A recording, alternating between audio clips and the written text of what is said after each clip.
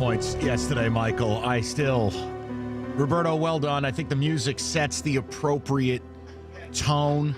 I'm still kind of mortified at Sully going up to little leaguers and asking for box scores and then judging whether they have reason to be at the ice cream parlor. I know a couple of ticket techs yesterday wondered, Michael, how often are you testing this theory? What, do you go out for ice cream 3 nights a week? I do not. But, hey, the summer hits, you go out for ice cream a little more. But, Mike, there were people who texted in yesterday and agreed with me. I'm sure. That it's ridiculous. Your family does listen to the show. Right. I want to jump right in. We got a number of things to get to. Certainly the John Beilein news. We'll get to it at 2:30. I think it's the right move for Beilein. I think it's the right move for the Pistons. It was a bad fit both ways. Beilein's a fantastic coach, but that was a bad fit. That would have been doomed for failure. I really don't care if the Pistons wanted him or not. He himself held all the cards. He reps himself. He's got all the leverage. I'm glad he's going back to U of M. That's the right move. Now, am I glad as a Spartan? No, because John Beilein's a nightmare. He owns Izzo. He's got Michigan rolling. He's a hell of a coach. But overall, no, he belongs there. So I am happy about that. But we'll get into that at 2:30. I want to play some audio for you because if you want to talk about things that will nauseate, that will make your eyeballs bounce off the back of your skull, I'm going to play some audio regarding LeBron James and regarding what could happen this summer. And the man delivering it is a favorite of our program. We indulge in the audio left, right, and center. He is a walking, talking soundbite. You don't have to like him. You don't have to agree with him. But when you take the commentary of his in moderation, it is delightfully entertaining. I give you hot take artist, noted entertainer, and legend in the game, Stephen A. Smith, and his take on who LeBron will be sitting down with this summer. Take a listen to this. Give me my steak, medium well. Oh, that was the wrong Stephen A. Smith cut. Sorry. Let's play the real one. David, I'm sorry, David. The more I hear that, the less it sounds anything remotely close to Stephen A. Smith. It sounds just like him. Cut it in half. Just like him. Play the real audio, please. I will tell you that LeBron James will have a conversation with the Golden State Warriors this summer. LeBron James will have a conversation because the belief is that LeBron, KD, Steph, obviously you're Klay Thompson for the immediate. Well, listen, y'all, you want the information and you don't, bro. I mean, I'm just going to let you know. Here's what's going on. Right now, if you are the Golden State Warriors, you want to keep your core four intact and you're willing to spend the money. But LeBron James is the best player in the world. And obviously, if you're Golden State, you're going to go after stuff. Now, first things first, that is a report. All right? So Stephen A. is telling you this is going to happen. So that's a report. My favorite part of that really wasn't anything to do with LeBron. It was him addressing the crowd and someone making noise and basically dropping a, do you want the info, bruh? That has to be my favorite part. Well, listen, y'all, you want the information and you don't, bro. I mean, I'm just going to let you know. Here's what's going on. Flawless. But think about this for a second. The league cannot allow that to happen. And I know what you're going to say. It's a free market. The league can't step in. Yeah, Chris Paul to the Lakers called. The league did step in. I will tell you as the ultimate NBA guy, there's a couple of things here.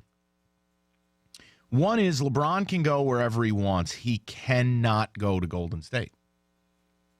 I think if you care about your legacy right off the top, he can't go there. Two, if you're Golden State, let me be very clear. You are better with your current four than you would be with the trio of Curry, Durant, LeBron, but then you lose Day-Day and you lose Clay. I wouldn't even attempt it. I've made this point to you. If I'm Philadelphia, I'm not going after LeBron. It's Ben Simmons and Joel Embiid's team, and it's very important that they are allowed to develop. It's important that they are allowed to be the franchise players because LeBron is not going to come in and acquiesce to two young players. But I think you see that if LeBron is the best player on your team, it's going to be very difficult to go out and win championships. Now, do you know how good LeBron would be if he had a guy to take all that pressure off him at 34 years old? The fact that LeBron wouldn't have to play 48 minutes. The fact that he could play 33 minutes and go full tilt all the time. He'd be better at both ends of the floor. I think LeBron could be absolutely unbelievable if paired up with someone like a Kevin Durant. But make no mistake about it. I don't think it's good for the Warriors. It's not good for the league. And if I'm LeBron, legacy is all I've got left, right? LeBron's accomplished everything. He will surpass Michael Jordan in every meaningful number by the end of his career. I mean, it's just facts. He will have better numbers. What he won't have will be the finals record, and I don't feel like going down that road. LeBron can go anywhere he wants, but he cannot go to Golden State. And if you're Golden State, I think it's ridiculous to get rid of your best two defenders in Clay and Draymond in an effort to bring LeBron in. I don't think it makes any sense, but I think it's a great scoop by Stephen A. I think it's the most LeBron thing ever for him to take the meeting. He loves the attention. Like, let's not kid ourselves. He loves attention. And maybe he'll listen. But LeBron could go to Houston, and I wouldn't think ill of him. I wouldn't hurt his legacy in my mind. I think, if anything, his legacy is boosted because he went back to Cleveland and brought them a title and did it by coming back 3-1 on the greatest team in history. I know people don't want to have that conversation, and they cite the finals record, but what he did with Cleveland in that series, in that moment, that's worth like 3. It really is. But this can't happen. And I don't care what back channels Adam Silver's got to go through. I don't care what phone calls. You get Liam Neeson on the phone, and you make that taken phone call. You cannot allow this. I think it would destroy the credibility of the sport. I think people right now are kind of on edge with where the sport is, with how great the Warriors are, with how seemingly unfair an advantage they have. I don't think the sport could handle that. I think it would break a lot of people. Now, understand, basketball-wise, I'm not sure how much better they would be, if better at all. But the optics of Steph and LeBron and KD, that would not be good for the league. It wouldn't. I think if you're LeBron, hey, you want to go to the Lakers? Go. You've earned the right. You want to go to Houston? Go. You've earned the right. Daryl Morey is a maniac. I love him. One of my favorite GMs in the league because he's crazy. He will go out and be bold. He will deal picks. He will do what he needs to do to get that team where they need to be. And look, let's be fair about it. If Chris Paul doesn't get hurt, we might be watching them in the finals right now. You can absolutely make that statement. So I just wanted to start the show with it because I think it's the most insane thing in sports today. And it's worth a comment and worth a little bit of discussion. Now, notice I haven't gone to Sully.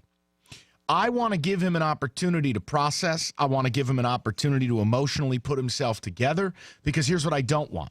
I don't want one of his weak, half-hearted nonsense takes. See, there's two sides to the Sully coin. And one of them, it's just like one of them is Sylvester Stallone. He comes out and drops bombs, right? Crazy, solid takes. Takes that are impressive. Takes that make my beard go a little grayer, makes David's fade a little bit more away, right? We're in awe of some of Sully's takes. The other side of the Sully coin is like a tampon and really sad takes, really bad takes, like not exciting. You have to go to the drugstore and buy tampons for the missus. That's bad. So let's see what side of the Sully coin we get. And because it involves LeBron, I wanted to give him time to really process the things I've said and really think about what he wants to say so we don't get off on the wrong foot today because it's beautiful out. I get to look at these beautiful people behind the glass, and I work in this beautiful building. LeBron James. I hate that drop. Please, I hate it. Get rid of it. LeBron James. Get rid of it. 248-539-9797. Sully, are you prepared for the challenge? Mike, I always give hot takes. I always give well-thought-out reasoned takes no matter what. Okay. You even criticize me because you think that I take stands on hills sometimes that you don't understand. I'm just saying when your takes are good, they're really good. And when they're bad, they make me cry inside. Let's see what we're getting today. We'll talk with the fellas. I want to spend another segment on it. And then certainly, Beeline News, a lot to do today. 97.1. If you're going to be selling your home,